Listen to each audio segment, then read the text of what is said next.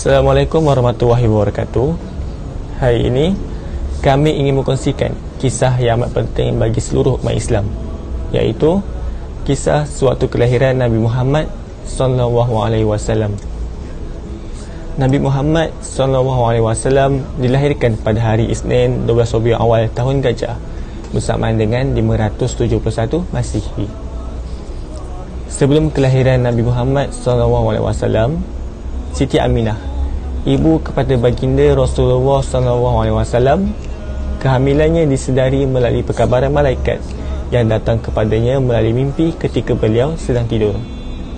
Di dalam mimpi tersebut, para malaikat berdiri di hadapannya dan berkata, "Kabar gembira untuk kamu, wahai ibu kepada seorang Nabi. Putera kamu ini penolong dan pembebas manusia. Namakan dia Ahmad." Pada ketika Siti Aminah mengandungkan Nabi Muhammad, Siti Aminah tidak pernah berasa sakit seperti ibu-ibu lain yang sedang mengandung. Bahkan setelah Nabi Muhammad dilahirkan ke dunia, tanah-tanah di persekitaran kawasan rumah Siti Aminah terus menjadi subur. Pokok-pokok kayu yang dulunya rinting, kering, terus menjadi subur dan mula berbuah lebat. Semasa kelahiran Nabi Muhammad SAW, ibu Nabi Muhammad menyaksikan cahaya keluar dari tubuh badan baginda. Cahaya tersebut menyinari sehingga ke istana Busra di Syria, seperti menyerupai anak panah bagaikan pelangi di langit. Boleh dilihat walaupun dari kota-kota yang jauh. Ada juga yang menggambarkan cahaya itu datang dan menerangi seluruh dunia. Semasa kelahirannya juga, baginda dalam keadaan terbaring dengan kedua tangannya mengangkat ke langit seperti seorang yang sedang berdoa. Nabi Muhammad yang mulia itu juga lahir dalam keadaan yang sudah berikatan dan tidak mempunyai lebihan tali pusat. Berhala-berhala yang terdapat di persekitaran secara tiba-tiba rosak dan musnah. Riwayat daripada Abdul Muttalib, ketika aku sedang berada di Kaabah, tiba-tiba berhala itu jatuh dari tempatnya dan sujud kepada Allah. Lalu aku mendengar suara dari dinding-dinding Kaabah berkata, "Telah lahir Nabi pilihan yang akan membinasakan orang kafir dan mensucikanku daripada berhala-berhala ini dan akan memerintahkan penyembahan yang maha mengetahui."